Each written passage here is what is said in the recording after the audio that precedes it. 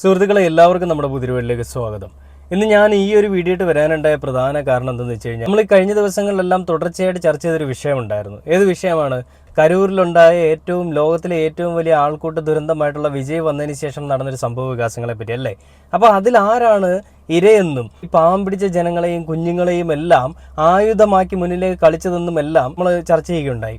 അപ്പോൾ അതിൽ ഇപ്പോൾ സ്റ്റാലിൻ്റെ ഭാഗത്തു നിന്നുള്ളൊരു കാര്യം വന്നിട്ടുണ്ട്. അതേപോലെ തന്നെ വിജയുടെ ഭാഗത്തു നിന്നുള്ളൊരു അറിയിപ്പ് കൂടി വന്നിട്ടുണ്ട്. വിജയ് ഈ ഒരു വിഷയങ്ങൾക്ക് ശേഷം ഒളിവിൽ പോയിരുന്നു.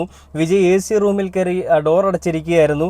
സിനിമയിൽ രക്ഷകനായിരുന്ന വിജയ് ജീവിതത്തിൽ വില്ലനായിരുന്നു. ഇത്രയും പാവം പിടിച്ച ജനങ്ങളെ കൊന്ന ഒരു പ്രതിയാണ് വിജയ് എന്നൊക്കെ പറഞ്ഞുകൊണ്ട് വിജയ്ക്കെതിരെ വലിയ രീതിയിലുള്ള ഒരു രോഷമാണ് അണപൊട്ടി ഒഴുകിയത്. അപ്പോൾ അതിൽ സ്ത്രീകളടക്കമുള്ള ആളുകളെ മുന്നിൽ നിർത്തി കളിച്ചവരുണ്ട്. അതായത് ഈ പറയുന്ന വിജയ് ഇങ്ങനെയാണ്, വിജയ് അങ്ങനെയാണ്, വിജയ് മനഃപൂർവ്വം 10-15 മിനിറ്റ് ലേറ്റായി ഈ പറയുന്ന മീറ്റിംഗ് നടക്കുന്ന സ്ഥലത്തേക്ക് എത്താനായിട്ട്. അപ്പോൾ അവിടേക്ക് ആൾ കൂടും, അതിനു വേണ്ടിയിട്ട് വിജയ് മനഃപൂർവ്വം ലേറ്റായെന്നൊക്കെ പറഞ്ഞുകൊണ്ട് വലിയ രീതിയിലുള്ളൊരു പ്രസ്താവനയായിട്ട് പലരും എത്തി. അപ്പോഴും നമ്മൾ ശ്രദ്ധിക്കേണ്ട ഒരു കാര്യം, സ്റ്റാലിൻ എന്ന് പറയുന്ന ഒരു മുഖ്യമന്ത്രി, ആ ഒരു സ്ഥലത്തെ മുഖ്യമന്ത്രി, അദ്ദേഹം ഇതിനെപ്പറ്റി കമാന്നൊരു അക്ഷരം മിണ്ടിയില്ല. വിജയ്ക്കെതിരെ ഒരു കുറ്റം പറയുകയോ വിജയ്ക്കെതിരെ എന്തെങ്കിലും ആക്ഷൻ എടുക്കുമോ എന്ന് ചോദിക്കുമ്പോൾ പോലും നിങ്ങൾ ചോദിക്കുന്ന ചോദ്യങ്ങൾക്ക് ഉത്തരം തരാനല്ല ഞാൻ ഇരിക്കുന്നതെന്ന് പറഞ്ഞ് ആ ചോദ്യത്തിനെ ഒരു സൈഡിലേക്ക് തള്ളിവിടുകയാണ് അദ്ദേഹം ചെയ്തത്. അദ്ദേഹത്തിന്റെ ഉള്ളിലുള്ള കള്ളത്തരം എത്രത്തോളമാണെന്നുള്ളത് നമുക്ക് അപ്പം തന്നെ മനസ്സിലായില്ലേ. പിന്നെ വിദ്യാഭ്യാസ മന്ത്രിയുടെ ഒരു അഭിനയം കൂടി, അതായത് സിനിമയിൽ സിനിമയിൽ പാത്തിരുപ്പ്, TV പാത്തിരുപ്പ്, ഊര് കൂടെ പാത്തിരുപ്പേടാ എന്നൊക്കെ പറഞ്ഞുകൊണ്ട് വിജയുടെ ഒക്കെ ഡയലോഗ് ഉണ്ട്. അതുപോലെ തന്നെ ഈ നടിപ്പിൻ മകൻ, ഉലകനായകൻ, പിന്നെ വിക്രം എന്നൊക്കെ നമ്മളിങ്ങനെ വിളിക്കുന്ന ആളുകളൊക്കെ ഉണ്ടല്ലോ, ഇവരെയൊക്കെ വലിച്ചു കീറുന്ന രീതിയിലുള്ള ഒരു അഭിനയമാണ് അവിടുത്തെ വിദ്യാഭ്യാസ മന്ത്രിയുടെ അഭിനയം. എൻ്റെ പൊന്നോ, അവാർഡ് കൊടുക്കേണ്ട അഭിനയം. നിങ്ങൾക്ക് സൈഡിൽ ആ വീഡിയോ നോക്കുമ്പോൾ അറിയാം, ഇത് കരയുവാണോ ചിരിക്കുവാണോ എന്നൊന്നും എനിക്കറിയില്ല. ഈ ഒരു സമയത്ത് ഞാനിത് പറയാൻ പാടുണ്ടോ എന്ന് എനിക്കറിയില്ല. പക്ഷേ അഭിനയിക്കുമ്പോൾ ലേശം എന്തെങ്കിലുമൊക്കെ അറിയാവുന്നവർ അഭിനയിച്ചാലല്ലേ അത് ഏക്കുള്ളൂ, അല്ലെങ്കിൽ അത് ഏക്കത്തില്ലല്ലോ അണ്ണാ മച്ചമ്പി.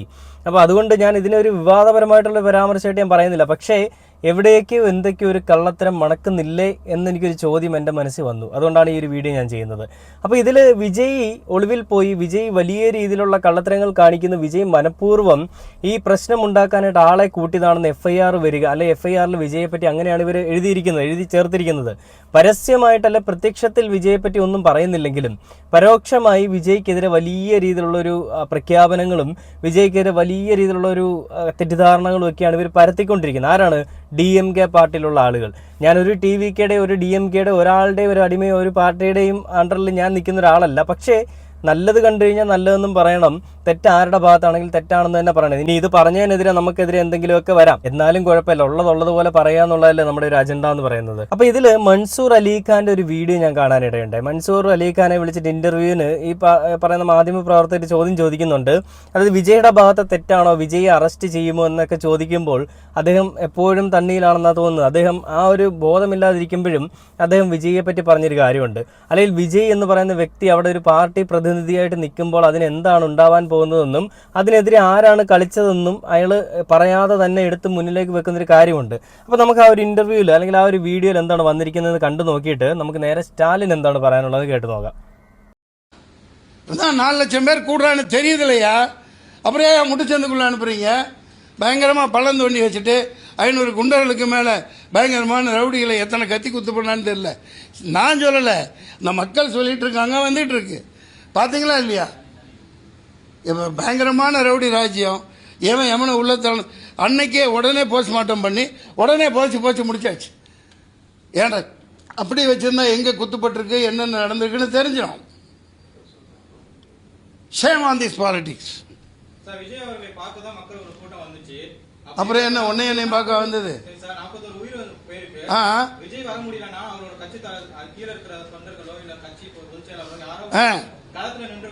കളത്തിൽ ഇയാളെ തുരത്തി വിടുறாங்கல்ல. കണ്ടില്ലേ?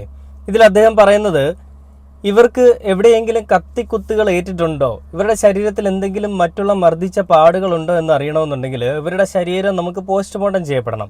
എന്നാൽ ഈ കരൂർ എന്ന് പറയുന്ന സ്ഥലത്ത് ഈ സംഭവങ്ങൾ ഉണ്ടായതിന് പിന്നാലെ അവിടുത്തെ പാർട്ടി അല്ലെങ്കിൽ അവിടുത്തെ ഈ ഹോസ്പിറ്റൽ മാനേജ്മെന്റ് എന്താണ് സ്വീകരിച്ച നിലപാട്? പെട്ടെന്ന് തന്നെ എല്ലാവരെയും പോസ്റ്റ്മോർട്ടം ചെയ്തിട്ട് പെട്ടെന്ന് തന്നെ നടപടിക്രമങ്ങൾ പൂർത്തിയാക്കുക, പെട്ടെന്ന് തന്നെ സംസ്കരിക്കുക. അതായിരുന്നു അവർ ചെയ്തത്.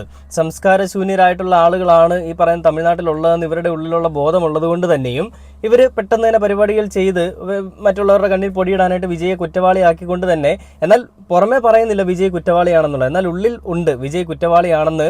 അത് കാണിക്കാനായിട്ട് ഇവരുടെ കുറച്ച് പരിപാടികളിൽ കൂടി ആ വീട്ടുകാർക്ക് കൂടുതൽ കെയറിങ് കൊടുക്കുന്നതിൽ കൂടി ആ കാര്യങ്ങളൊക്കെ അവിടെ നല്ല രീതിയിൽ അങ്ങ് പോയിട്ടുണ്ട്. അത് നല്ല രീതിയിൽ വൈറ്റ് വാഷ് അടിച്ചു വിട്ടിട്ടുണ്ട്. അപ്പോൾ ഈ പോസ്റ്റ്മോർട്ടങ്ങളൊക്കെ ചെയ്ത് ഈ ശവശരീരങ്ങൾ അല്ലെങ്കിൽ ജീവനറ്റ ശരീരങ്ങൾ എടുത്ത് അടക്കം ചെയ്യുമ്പോൾ എന്താണ് ഇതിന്റെ പിന്നിലെ വരും വരാഴികളെ കുറിച്ച് ഇവർ ചിന്തിച്ചിട്ടില്ല. അതായത് പാർട്ടിയിൽ വിജയ്ക്കെതിരെ വലിയ രീതിയിലുള്ള അക്രമം അഴിച്ചു വിടുമ്പോഴും ഈ മരിച്ച ആളുകൾ എങ്ങനെയാണ് മരണപ്പെട്ടതെന്നുള്ളത് അറിയാൻ പറ്റുന്നില്ല. വിജയ് അവിടെ വരുന്നതിന് മുൻപ് തന്നെ അല്ലെ വന്നതിന് ശേഷം 10 മിനിറ്റോളം കറണ്ട് ഇല്ലായിരുന്നു എന്നാണ് അറിയാൻ സാധിച്ചിരിക്കുന്നത്. അപ്പോൾ അങ്ങനെ ഒരു സാഹചര്യത്തിൽ ആ കറണ്ട് പോയ സമയങ്ങളിൽ കൊണ്ട് DMK-യിലുള്ള കുറച്ച്, ഞാനൊരു സാധ്യതയാണ് പറയുന്നത്, ആ സമയം കൊണ്ട് DMK-യിലുള്ള കുറച്ച് ഗുണ്ടകൾ അങ്ങോട്ടേക്ക് ഇറങ്ങുന്നു.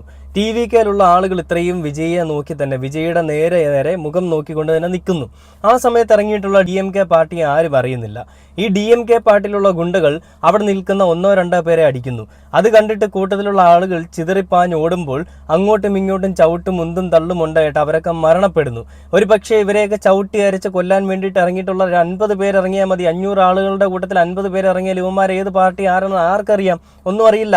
അപ്പൊ ആ കൂട്ടത്തിൽ ഇറങ്ങിക്കൊണ്ട് ഈ ആളുകളെ കൊല്ലാൻ വേണ്ടിയിട്ടും അത് വിജയുടെ തലയിലേക്ക് എടുത്ത് തലപ്പാവായിട്ട് കൊടുക്കാൻ വേണ്ടിയിട്ടും പരിപാടി നടത്തിയതാണെന്നുള്ളത് നമുക്കൊന്ന് ചിന്തിക്കേണ്ടിയിരിക്കുന്നു. കാരണം ഇവരുടെ പല പ്രസ്താവനകളിൽ കൂടിയും, കാരണം ഇവരുടെയൊക്കെ പല പത്രപ്രസ്താവനകളിൽ കൂടിയും കാണുമ്പോഴൊക്കെയും എനിക്ക് അങ്ങനെയാണ് തോന്നുന്നത്. ഞാൻ വിജയ് എന്ന് പറയുന്ന വ്യക്തിയുടെ ഒരു അന്ധമായിട്ടുള്ള ആരാധകനൊന്നുമല്ല, ആരാധകനേ അല്ല. പക്ഷേ ഇത് വിജയ്ക്കെതിരെയുള്ളൊരു കരു നീക്കാൻ വേണ്ടിയിട്ട്, അല്ലെ വിജയെ തകർക്കാൻ വേണ്ടിയിട്ട്, വിജയുടെ രാഷ്ട്രീയ ഭാവി തകർക്കാൻ വേണ്ടിയിട്ട്, വിജയ്ക്ക് കിട്ടുന്ന സ്വീകാര്യതകൾ ഇല്ലാതാക്കാൻ വേണ്ടിയിട്ട് ഇവരുടെ മറുപക്ഷം നിൽക്കുന്ന പാർട്ടി കളിക്കുന്ന ഒരു കളിയാണെന്ന് ഞാൻ പറഞ്ഞാൽ അതല്ലെന്ന് പറയാൻ നമുക്ക് ആർക്കെങ്കിലും പറ്റുമോ? ഇല്ല. കാരണം ഇത് തന്നെയായിരിക്കും അവിടെ നടക്കുന്നത്. അതായത് വിജയ് എപ്പോൾ അവിടെ പോയാലും സ്റ്റാലിൻ എന്ന് പറയുന്ന മുഖ്യമന്ത്രിയെ വെല്ലുവിളിച്ചുകൊണ്ടാണ് സംസാരിക്കുന്നത്. എന്താണ് സ്റ്റാലിൻ വിരട്ടാൻ നോക്കുകയാണെന്ന് പേര് വിളിച്ച് തന്നെയാണ് വിജയ് ചോദിക്കുന്നത്. സ്വാഭാവികമായിട്ടും അങ്ങനെ പേര് വിളിക്കുമ്പോൾ ഇവരുടെ ഉള്ളിലൊക്കെ ഒരു വിമുഖതയും ദേഷ്യമൊക്കെ ഉണ്ടാവാം. ആ ദേഷ്യത്തിൽ കൂടിയായിരിക്കാം ഒരു പക്ഷേ ആ പാവം പിടിച്ച ജനങ്ങളെ കുരുതി കൊടുത്തുകൊണ്ട് അവിടെ രാഷ്ട്രീയം, വൃത്തികെട്ട രാഷ്ട്രീയം കളിക്കുന്നത്.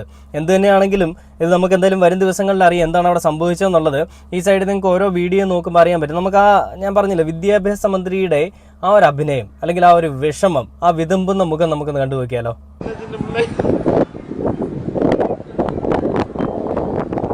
പൊട്ടിക്കരയുന്ന ദൃശ്യമാണ്.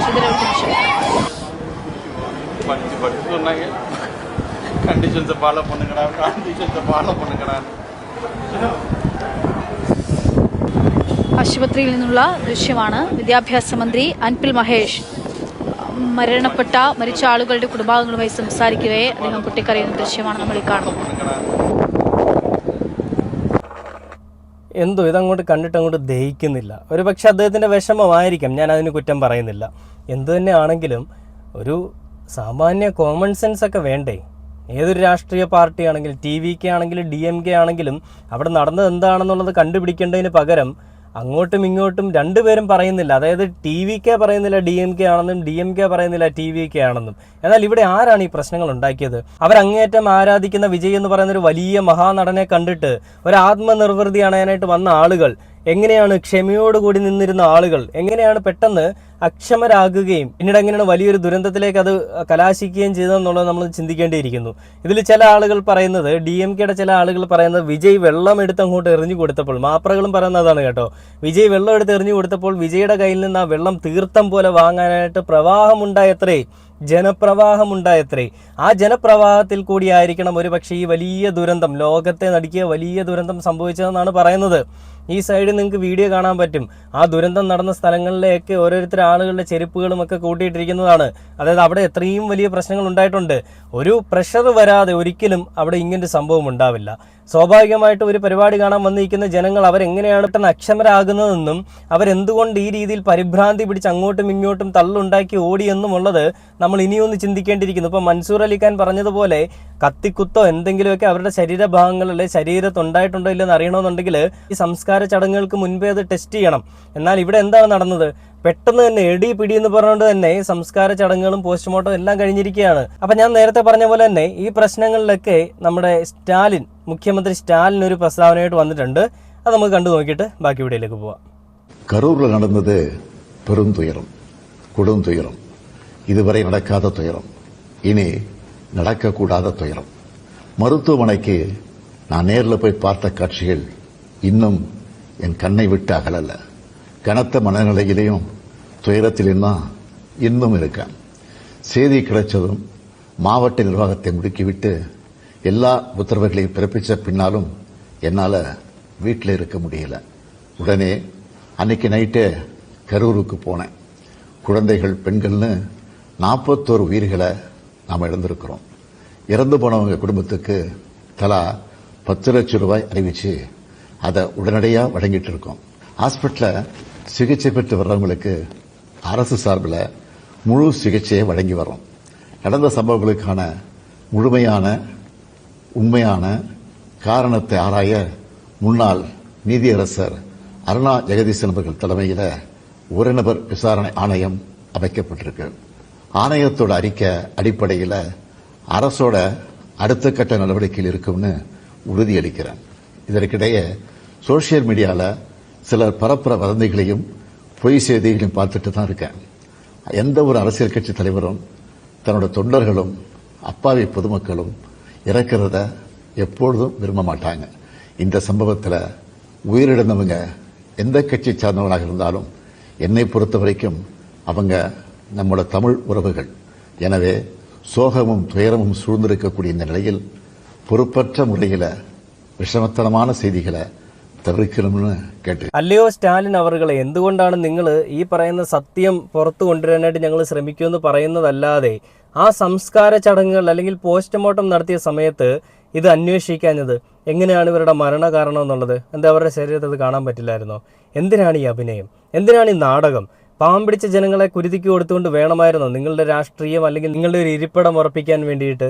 ഒരു കാരണവശാലും ഇത് അംഗീകരിക്കാൻ പറ്റുന്നൊരു കാര്യമല്ല. എൻ്റെ ധാരണയിൽ ഞാൻ പറയുന്ന കാര്യങ്ങളല്ല. കേരളത്തിലും തമിഴ്നാട്ടിലും മറ്റിതര സംസ്ഥാനങ്ങളിലുമുള്ള എല്ലാ ജനങ്ങളും ഒരേ സ്വരത്തിൽ ഒരേ ശബ്ദത്തിൽ പറയുന്ന ഒരു കാര്യം തന്നെയാണ് ഈ പറയുന്ന നിങ്ങളുടെ ഭാഗത്തുള്ള കൊള്ളരുതായ്മകൾ അങ്ങോട്ടും ഇങ്ങോട്ടും വെട്ടിപ്പിടിക്കാൻ വേണ്ടിയിട്ട്, ഓരോ രാജ്യം അല്ലെ ഓരോ സ്ഥലങ്ങൾ വെട്ടിപ്പിടിക്കാൻ വേണ്ടിയിട്ട്, ഓരോ സ്ഥലങ്ങളും ഓരോ പ്രദേശങ്ങളും വെട്ടിപ്പിടിക്കാൻ വേണ്ടിയിട്ട് എത്രയെത്ര കുരുന്നുകളുടെയും എത്രയെത്ര മുതിർന്ന ആളുകളുടെയും എത്ര മനുഷ്യ ജീവനാണ് നിങ്ങൾ അവിടെ കളഞ്ഞത്. അതും ചവിട്ടി അരയ്ക്കപ്പെട്ട് കളഞ്ഞു. ഒരു മനുഷ്യൻ്റെ ജീവൻ അല്ലെങ്കിൽ ഒരു മനുഷ്യൻ്റെ ശരീരം അവിടെ ചവിട്ടി അരച്ച് ആ റോഡിൽ അരഞ്ഞു കിടക്കുന്ന അവസ്ഥയിലേക്ക് ആക്കപ്പെട്ടു. അതിനൊക്കെ ഉത്തരവാദി ആരാണെങ്കിലും അത് ശിക്ഷിക്കപ്പെടുക തന്നെ വേണം. അത് ഭരിക്കുന്ന പാർട്ടിയാണെങ്കിലും ഇപ്പോൾ ഭരിക്കാനായിട്ട് മുന്നിലേക്ക് നിൽക്കാനായിട്ട് നിൽക്കുന്ന പാർട്ടിയാണെങ്കിലും, അതായത് വിജയുടെ പാർട്ടിയാണെങ്കിലും. അപ്പോൾ ഈ വിഷയങ്ങൾക്കെല്ലാം ശേഷം വിജയുടെ ഒരു വീഡിയോ വന്നിട്ടുണ്ട്. അതായത് സത്യം പുറത്തു വരും, ഒടുവിൽ മൗനം വെടിഞ്ഞ് വികാരഭരിതനായി വിജയ് എന്ന് പറഞ്ഞുകൊണ്ടാണ് വീഡിയോ വന്നിരിക്കുന്നത്. ആ വീഡിയോയുടെ നമുക്ക് കണ്ടു നോക്കിയിട്ട് ബാക്കി വീഡിയോയിലേക്ക് പോവാം. அனைவருக்கும் வணக்கம். என் லைஃப்பில் இந்த மாதிரி ஒரு பெயின்ஃபுல்லான ஒரு சுச்சுவேஷனை நான் ஃபேஸ் பண்ணதே கிடையாது. மனசு முழுக்க வலி மட்டும்தான். இந்த சுற்றுப்பயணத்தில் என்னென்ன மக்கள் பார்க்க வராங்க, அதுக்கு ஒரே ஒரு காரணம் தான் அவங்க என் மேலே வச்சிருக்கிற அன்பும் பாசமும். அந்த அன்புக்கும் பாசத்துக்கும் நான் எப்பவும் கடமைப்பட்டிருக்கிறேன்.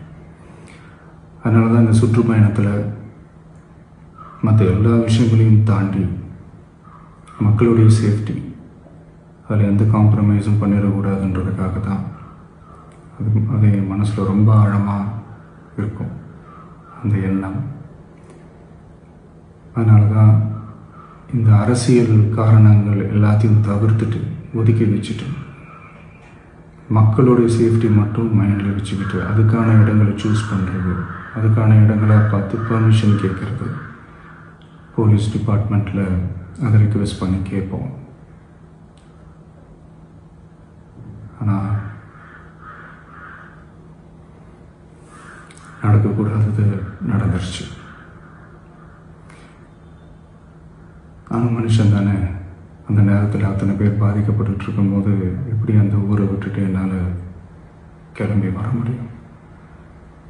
நான் திரும்ப போகணும்னு இருந்துச்சுன்னா அதை ஒரு காரணம் காட்டி அங்கே வேறு சில பதட்டமான சுச்சுவேஷன்ஸ், வேறு சில அசம்பாவிதங்கள் அந்த மாதிரி எதுவும் நடந்துடக்கூடாதுன்றதுக்காக தான் நான் அவாய்ட் பண்ணேன்.